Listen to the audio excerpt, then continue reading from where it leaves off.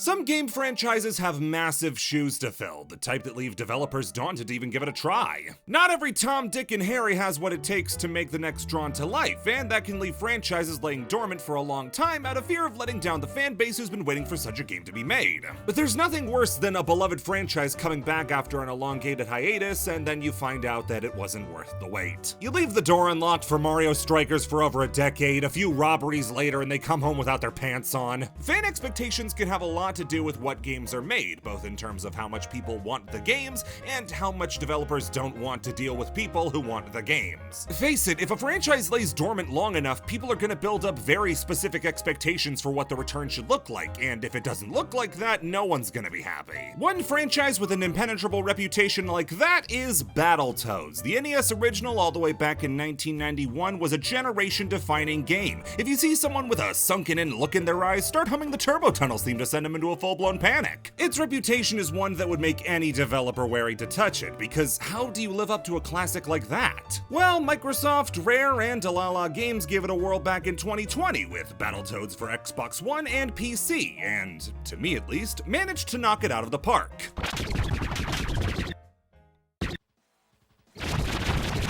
So I've been cold calling people in my phone book at random for hours now, to try to gauge the popularity of the Battletoads, but every time I tell them the names of the Battletoads, they tell me to call a dermatologist. Sounds like these people need a history lesson. Battletoads is the creation of Rareware, one of the most innovative, creative, and fearless developers in the history of video games. Every game they made was made their way, with their style and sense of humor. Sales numbers be damned, they were gonna make a Blast Core and see what happens. They managed to overcome the stigma of being British and created one of the greatest gaming catalogs of all time, and one of the crown jewels of that catalog was Battletoads. See, back in the 80s, the Teenage Mutant Ninja Turtles were everywhere. TVs, toy stores, video games, Radio City Music Hall, the darkest of nightmares. The Green Teens were on the scene, and everybody wanted a slice of that hot pizza pie. The TMNT knockoff is a genre in and of itself. People were desperate to find the combination that yielded the same success that the Turtles did, and most people rightly started by looking at the name. Dinosaurs, but they're not for pussies anymore. Mummies, but they're alive. Cowboys, who are cowboys? Dinosaur aliens. That's all I got. We take the president's dog and we make him buff. I'm just gonna start naming some things I can see right now. Samurai, pizza, cats, bikers, from Mars, and maybe they're mice. Skeleton warriors. Oh, okay. Troll dolls, but they're for boys this time. Okay, I think I earned another pass at the dinosaur idea.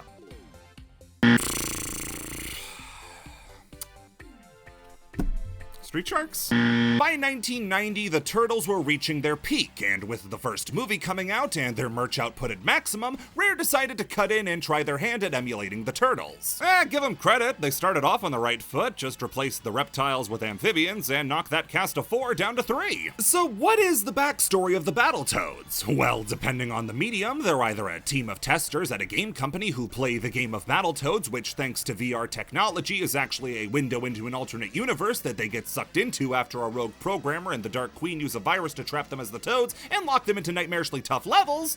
Or they're 3 Toads that punch. This was explained in the prequel comic, which led directly into Battletoads for NES, released in 1991. Now, 1991 was an incredibly interesting time for the NES. With the turn of the decade also came the turn to newer and better hardware. 1989 marked the release of the Sega Genesis, and the Super Nintendo was released the next year in 1990, meaning that 16-bit was here, and the cell was a lot harder to cut that in half and go back to 8-bit. Now, NES games would still be made for years and years after the SNES's release. It would be stupid to just disregard the built-in player base, but to make your game stand out on a release calendar, you had to do something big. Rare decided to launch a 2-pronged attack to make Battletoads unique. Number 1, this would be the most impressive game on the entire console. Visuals would be more detailed and mind-blowing than anything else on the console, with pseudo 3D effects, shifting perspectives, and the highest quality sprites possible. Part 2 was trauma. Battletoads is known for one thing above anything else, and that's its difficulty. The game's difficulty goes past hard and into unreal, leaving people wondering if the game was even possible. This was such an important part of the game's identity that it was actually included as a plot point in the prequel comics. The game was made this hard on purpose, and Rare acknowledged as much. This game was meant to serve as a graduation test for the NES, a game made for people who had dumped days and days into mastering the console. You want to prove to everybody that you're a real video game master? Try Battletoads on for size. This was also done to encourage purchasing the game over simply renting it. If you buy the game, you get as much time as you need to master its difficulty. If you rent the game, you have to return it at the end of the week and never sleep soundly again.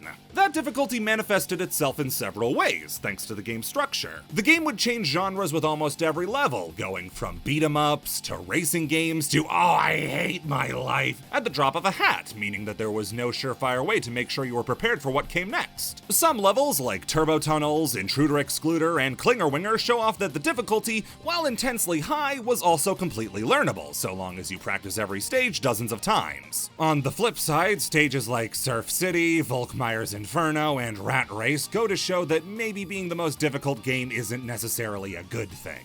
These levels are the ones that nobody talks about since they're after Turbo Tunnels, and they go way past the point of difficult and fall backwards into ball-bustingly unfair.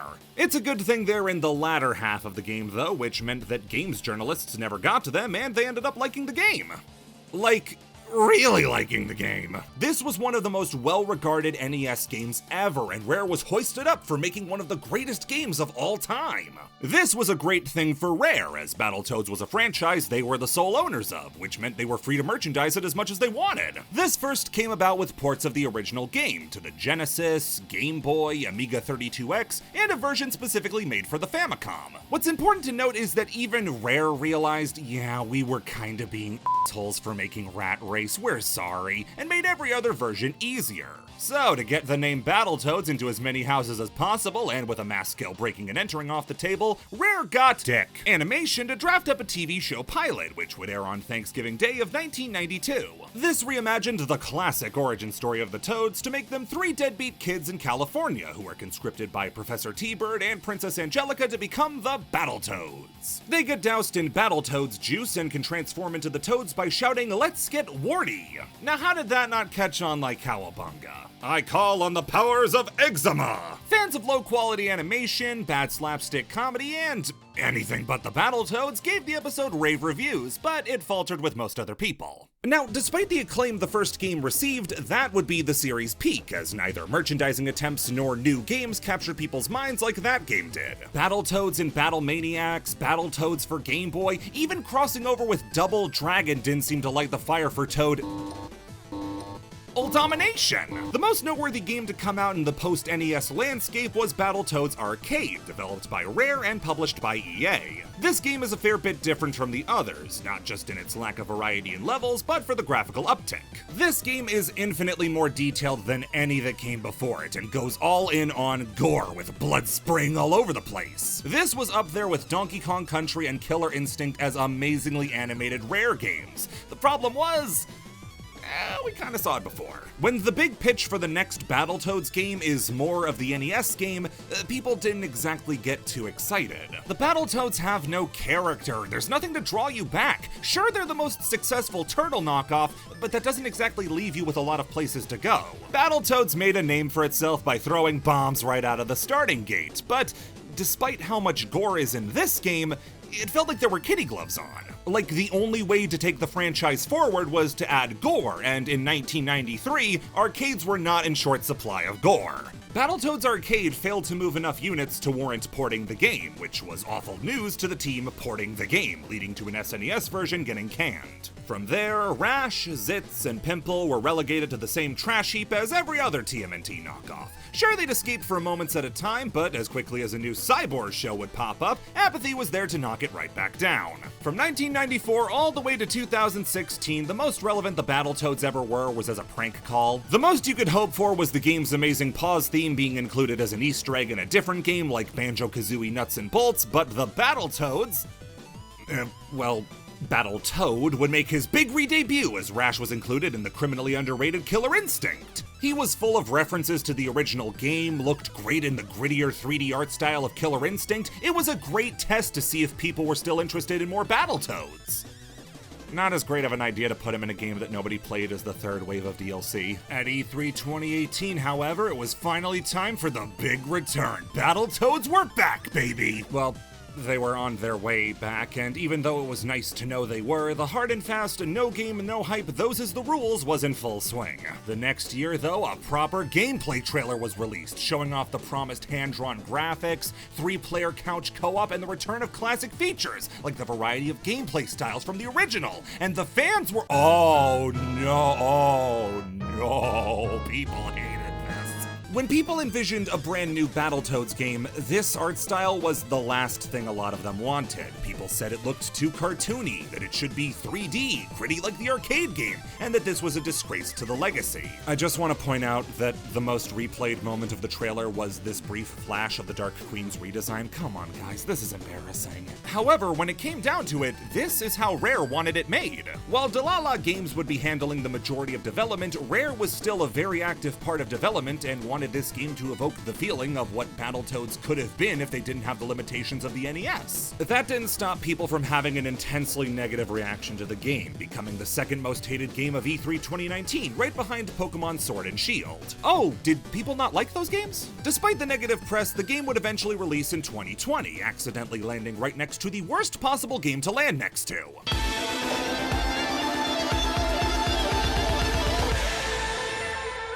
Whereas people shouted down Battletoads as not a real follow-up to the original, Streets of Rage 4 was exactly that, a perfect reinterpretation of the original for modern days, and a wonderful showcase of what a modern beat-em-up could be. Battletoads 2020 reviewed just alright, reaching 6s and 7s for most outlets and fading from the public limelight. But did it deserve that, to just fade away after so much work and love went into it? Let's find out.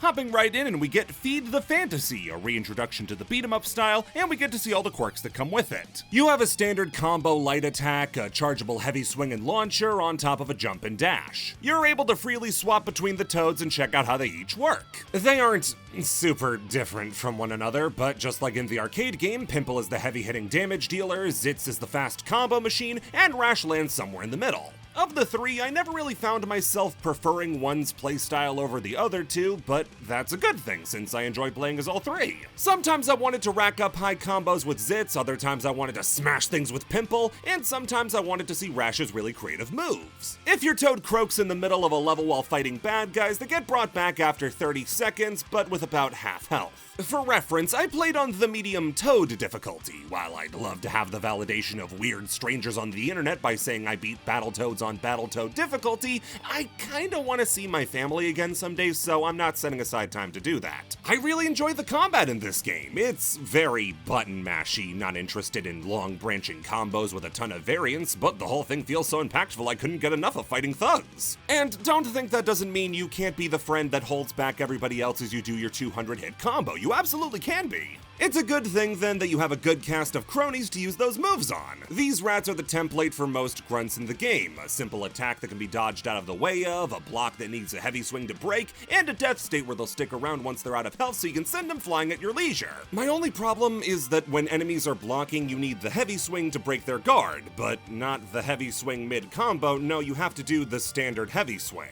Save the theatrics for Broadway, we got a job to do.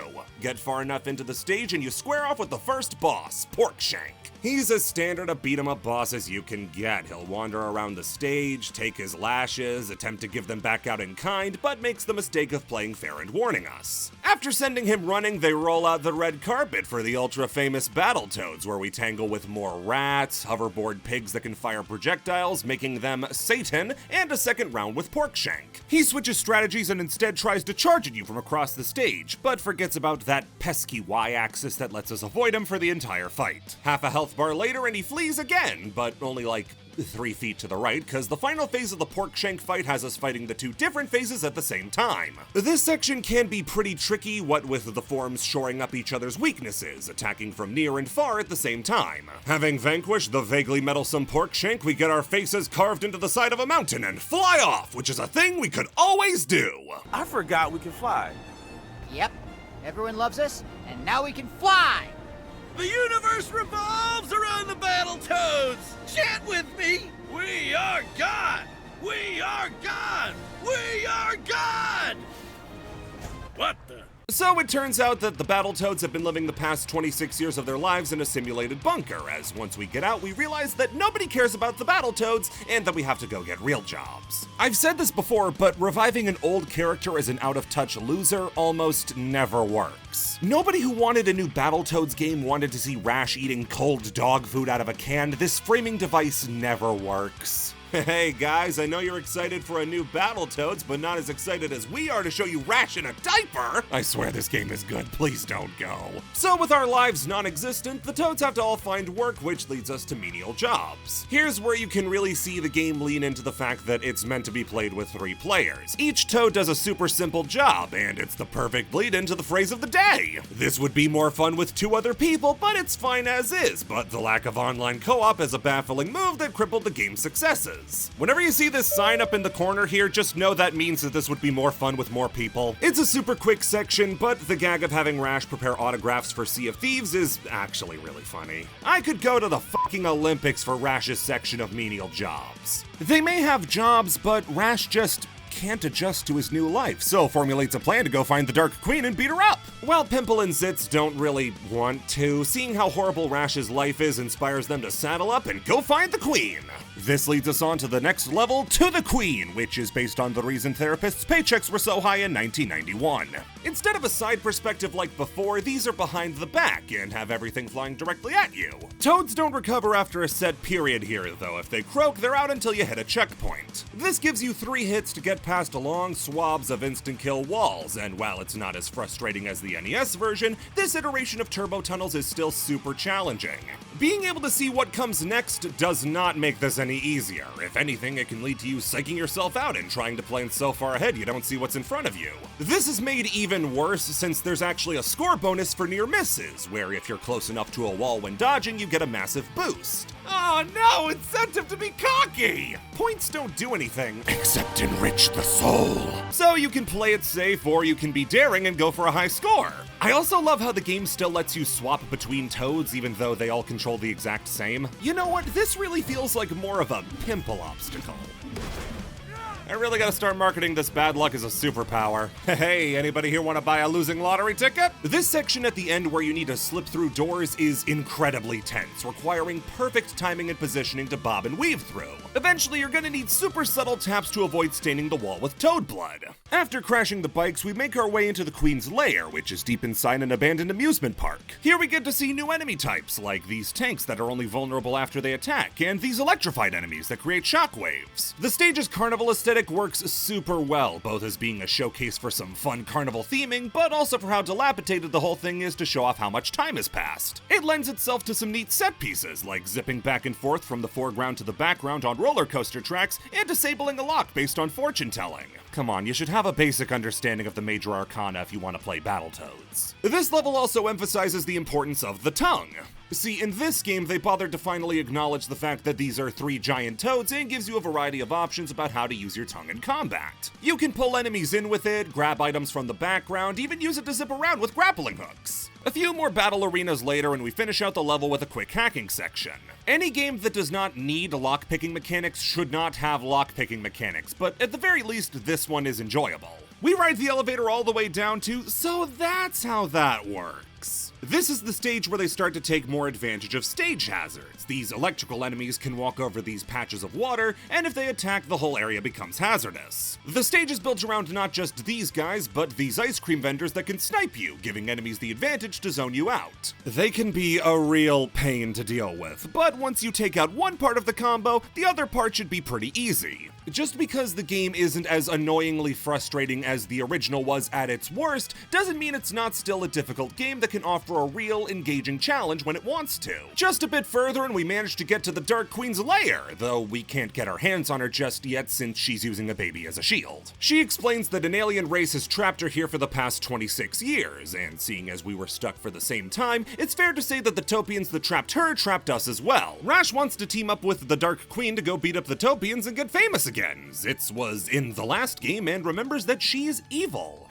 That leaves Pimple as the deciding vote, and he declares Toadchambeau to see what they should do. So this section is as obvious as it looks. Just play rock, paper, scissors with your friends using instruments, hand puppets, and breakfast equipment. Now, I was more than ready to get heated over losing a playground game against cheating AI, but when it zooms back out to show the Toads sitting on the floor playing, that got a good laugh. The Guardian keeping the Queen here breaks in to break up the game though, as now we have to tackle it head on. This is the first proper boss fight, and we spend the majority of it slapping around the Guardian's eyeballs. Every time you do this, it summons another eye for you to fight, and increases the amount of red eyes that appear to get in the way. It's more than a little disappointing how this boss fight isn't really fighting the boss, rather some eyeballs that get conjured up in its place. The section with the fists coming down can be a fair bit tense, and batting around the eyes is fun, but I feel like for an enemy this big, you could go a bit bigger. After finishing him off, we run off to take his ship while leaving the Dark Queen behind. The cutscene that follows is wince-inducingly unfunny, and will be played censored to preserve the children that may see it. Stay calm. You're a queen. You're unflappable. Suck my f***ing you backstabbing suck my you Let's talk about writing. Before I say anything, I'll say overall, this game is funny. Not laugh out loud funny all the time, but there are more than enough good moments that I'd call it a funny game. But you can't have soaring highs without crushing lows. Some lines in this game are bafflingly unfunny. Like I said, whenever it tries to get self-referential and meta, it usually falls on its face, but this game has a very odd relationship with swearing. Sometimes they'll cuss, sometimes they'll censor it out, and sometimes they'll use the most awkward stand-in for curses. It comes off really weird, like they weren't sure if they were allowed to get away with cursing and redirected way too hard. Leave your swear words uncensored, you f***ing pussies. But like I said, this is a funny game. Sure, there are stinkers, but they're over and done with quick enough, and a funny line is usually right around the corner. Every character is fun to listen to, and the voice cast is entirely responsible for that. Ryan Ridley, Echo Kellum, and Shoban Hewlett all do great work in their roles, and I was shocked to learn that Rash was voiced by Eric Bauza of all people. For those of you who don't know why that's a big deal, Bugs Bunny! Bugs fucking Bunny! So with the Queen now in tow, we head off to go find out how to beat the Topians. Speaking of whom, we get to meet them, and it was super nice of the writers to pile all the unfunny things onto these two. I'll play their one funny line. What did you do? Well, I made him 3 inches shorter. Doesn't seem like much, but his entire life will change. So the next chapter of the game is Pride and Prejudice. They're all gonna be like this, aren't they? We get to a new planet, which sure as hell looks like the last one, and need to meet up with the Queen's old friend Jeff to find a way into the Topian capital city. Zitz, though, starts to get worried about his position now that the Queen's on the team. I mean, he's gotta be the Leonardo and the Donatello. That can't be easy. Having been kidnapped in 40% of every Battletoads game ever made, he decides to declare another round of Toadchambeau to see whose plan they go with. This isn't much more than an interactive joke, but at least it's a funny one. It's also the last time they used Toadchambeau in the whole game, which makes it even funnier that they had 2 good ideas and dumped it after that. So we meet up with Jeff, and in his haste to prove that he's the boss, Zitz ends up knocking him out. The only way to get Jeff to tell us the way into Topian City, aside from hitting him more, is to quell the warring tribes of the planet, the Gymnasts and the Lumberjacks. Our trip starts off with a new beat-em-up level, with tons of new enemies like Topian cops with extending punches, healers who you need to stick in place to stop them from resurrecting dead enemies, and these axe throwers who are constantly on guard and interrupting combos. 911, what's your emergency? Yeah, can you make them stop that? Since this level is more of the solid beat-em-up action, I finally want to take the time to address the art style. I like it. It's way more cartoonish than the other game in the series with an art style, but while it doesn't look like that one, I still think it looks really good. The hand-drawn animation for everything is incredible. You can see the hard work that went into every action, from the Toads themselves, the backgrounds, the enemy animations. It makes the game feel really alive. I massively prefer that they went for this route rather than something akin to Killer Instinct. I don't want to platform around with this guy. He looks like he's gonna eat me. As for people who say this looks like a Flash game, what the hell Flash games were you playing, and where can 8-year-old me find them? I will question the reasoning behind putting these puzzles in the middle of a stage. You gotta get an electrical surge from one side of the door to the other, and normally I'd be able to do this, but I'm kind of in beat-em-up mode right now. Just playing some couch bro-op with the boys, and okay, which one of us beat the witness? I can't do this. Alright, finally made it past, and you know what? I think I hate the Battletoads now. By the end of the stage, you've managed to make it all the way through a processing plant and into a gift shop, with a pretty neat secret. Using the prices of all the merch in the store, you unlock a door for a secret thing. I have played this video game 3 times now and I still have no idea what they do. Once we finally get out of there, it's on to the first test to stop the warring tribes as we take on the top lumberjack, Axley. His boss fight is a mess of missiles, needing you to duck and dodge around them, usually making the whole field completely unsafe except for brief openings. Once he's done with that, he'll try cleaving you with an axe that sends out shockwaves and rolling out logs to bowl you over. All of this makes for a super fast-paced fight with little room for error. Most of the time, only a small patch of the screen is free from danger, and it's not long before that gets filled up with rockets. The longer the fight goes on, the more he'll start to mix attacks as you have to hop over logs to safe areas that are about to be filled with missiles. It's a tough-as-nails encounter, but just like the good levels from the NES game, it's nothing that practice can't overcome. As for the second one, that's earned in The Trials of the Pommel Horse. To earn the Gymnast's Medal, you have to do a short series of minigames back-to-back, including archery, ball bouncing, and Pose Me. This section has a massive feeling of about it, and if you're playing a beat-em-up with your friends, how likely is it that they're gonna want to sit down and play these minigames? If there was anything to this section, I'd complain about it, but come on, it's only 3 minutes long. I can beat this section faster than I microwave food, it's not that big a deal. So we got both the medals, we're at the peace treaty, everything's going groovy, except I did forget that we are a moron, so Zitz ends up eating one of the servers. The whole thing breaks down from there as they realize that there are 3 people behind Jeff that have been puppeteering him the whole time. This section has us riding away on Jeff's body, hopping over gaps and switching sleds depending on the terrain. And may I be the first to say, fuck! This section's hard. To survive on each different type of terrain, you have to hold down a button that corresponds to it, which at first is pretty fun, but as the section goes on, you have to swap super quickly to stay on the higher paths. However, the game is really forgiving with checkpoints, so while you may be getting sent back a lot, you're never getting sent back too far. On top of that, the track never changes, meaning that memorization helps you out here just like it did in the NES version. The whole thing would feel a lot better with 2 other players, everybody manning a button, but even with no friends, the game is still pretty enjoyable. We finally make it back to the ship and escape the planet with Jeff. There's an extended joke here of Jeff parroting the opinions of people who didn't like the art style change, and has a game ever making fun of its detractors ever made the developers look good? I get that a lot of criticism for the game was only skin deep, but this wasn't the way to address it. Man, I was real angry about the changes you made, but then you portrayed me as a crybaby who pisses his pants, and well, that really changed my perspective. So with the map to Topian City, we got everything we need and blast off for Chapter 3, the pimple things in life. I hate that was a good one. On our way to go beat up the Topians, we get crashed into by a loudmouth trucker who sends everybody on the ship into a blind murderous fury. Everyone except for Pimple. He doesn't want any more senseless fighting, but given who he's aboard the ship with, I don't see that happening. I'm talking about murder. He ditches the team to go blow off some steam while the rest go to kill the trucker. This whole chapter was a massive shock to the system when I first played because the whole thing has 0 beat-em-up sections. The chapter is divided up between a twin-stick shooter with Rash, Zitz, and the Queen, while Pimple goes off to do a puzzle platformer. To some, this is way too radical a shift for a Battletoads game to take, and if you go in expecting a beat-em-up and get this, I get it. But beat-em-ups can easily overstay their welcome, and when the core combat is as simple as it is here, I don't blame them for taking an extended break from it. I commend them not just for how much of a departure it is, but for how different the 2 sections are. The Pimple sections are honestly a really entertaining experience. Platforming is simple and serene with good controls, but still the option to rush through things if you want to. Jumping out of a roll gives you tons of speed, and chaining them together through death traps is super fun. The puzzles added later on aren't so brain-busting that you get stuck, but still requires some level of critical thinking, like how to drag these boxes along to not trigger death traps. The music as well, not just here, but in the whole game, is fantastic. Battletoads music is a hard legacy to live up to, but I think this game does a great job. For the most part, the game's soundtrack is hard rock, with plenty of original tracks mixed with homages to previous games. The Pimple levels, though, are so calm and gentle that they lull you right into the more placid and easygoing gameplay style of these sections. I think the best part of the whole chapter, though, is that they juxtapose these puzzle platforming sections with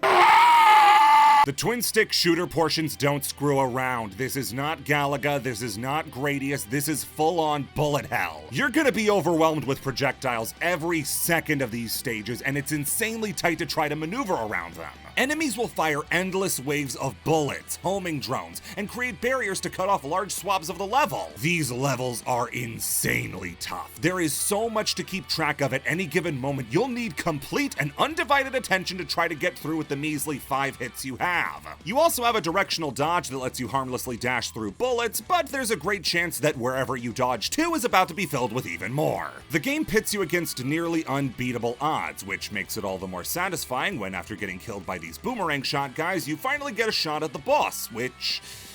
well, it looks more like a pissed off light bright instead of a game level, which is never a good sign, but escaping certain death by the skin of your teeth is endlessly satisfying. I can't stress enough how this whole chapter may be the funniest the game ever is, because you ping pong back and forth from pleasant gameplay in the Pimple section to fighting for your life during the spaceship sections. At the end of Pimple's search for enlightenment, it seems like we've got it all figured out. We've got brand new friends, a brand new home, and a brand new god. Jason is the one true god.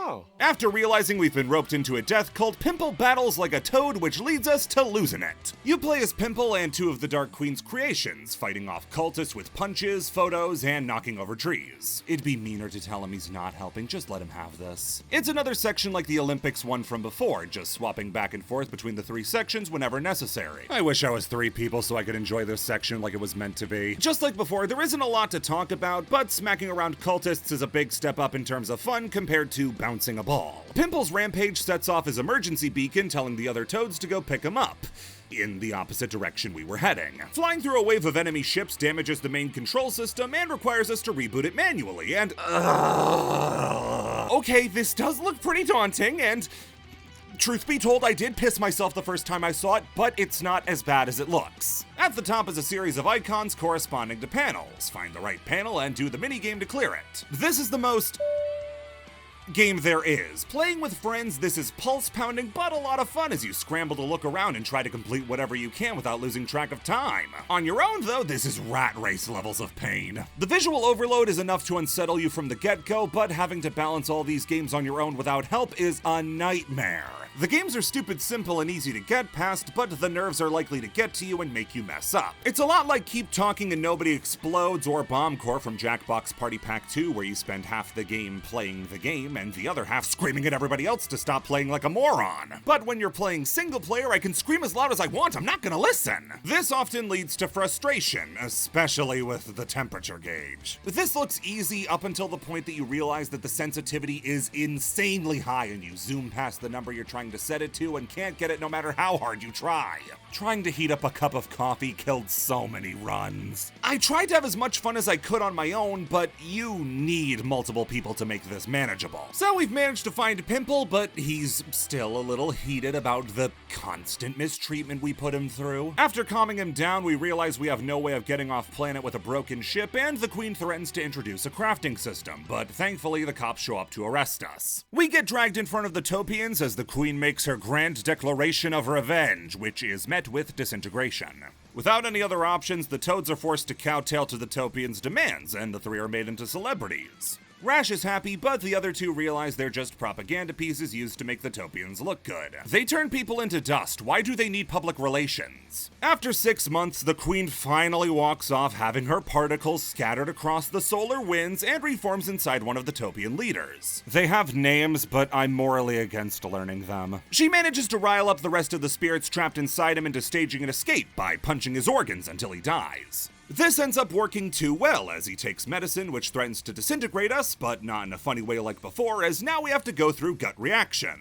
This level is actually a send-up to Rat Race from the original Battletoads, which, alongside famine and plague, I'd say is one of the worst things to ever happen to humanity. You have to run down along a track, dodging spikes and traps with a wall of acid creeping down to kill you. You can dash forward to break through walls and get a boost of speed, and hold up on the controller to float down through long shafts of spikes. This whole section requires the most precise platforming of the entire game. You have to be extra careful not just to avoid damage, but to make sure to always be moving because the acid wall moves super fast. This makes sections where you're stuck in place and have to dash through platforms to move them into place extra tense because you barely have any time to figure it out. Later on in the stage, they start adding traps like platforms that move you back towards the acid, bounce pads that move you back up to platforms you already passed, and shafts where you can either avoid spikes altogether or have to fall down a shaft full of them. The tenseness of this whole level is off the charts as you just narrowly skirt past certain death, and it makes it one of the most entertaining levels in the whole game. So once the queen is spat back up by Topian on the right, they try to get the Toads to kill her for sport. Zitz and Pimple won't do it, but Rash can't decide between Fame and his friends. He says he'll kill the Dark Queen, but only after the Topians give her her powers back. How do you rule the universe and be this dumb? We fall down a big hole to the first beat-em-up section in God knows how long, and even then,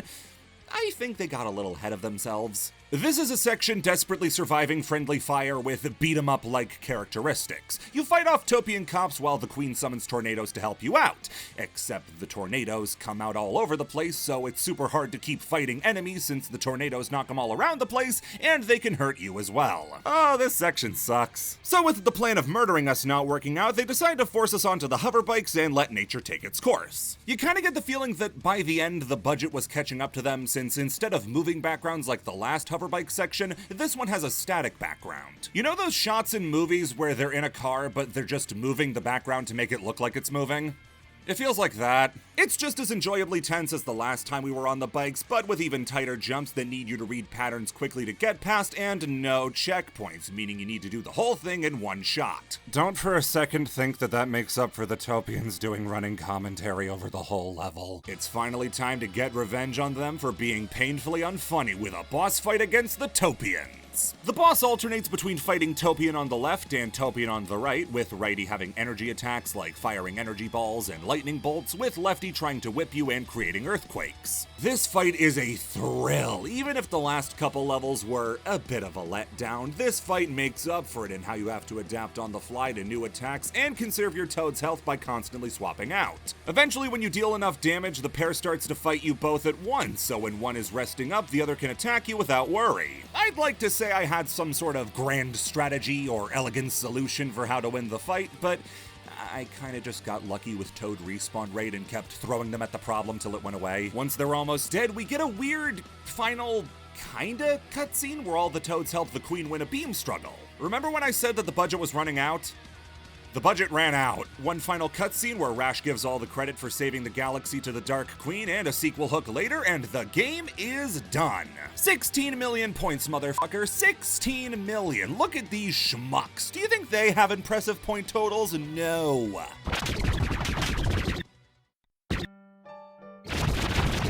The more and more I played this game, the worse and worse I felt about the reputation it had. I had a blast with the beat-em-up sections, I loved the art style, the music, the writing, except when it was bad, then it was bad, but it usually isn't, but when it is, I really enjoyed it. And I won't lie, I kinda went into this video for a layup. Yeah, just play the Battletoads reboot, make some CalArt jokes, beep beep, video over, but having played it, I really wish this game got more of a fair shake because it really does have a lot to offer, and if you have the chance, I totally endorse it. Shame it is that a sequel isn't very likely because I'd love to see what they could do for a follow-up.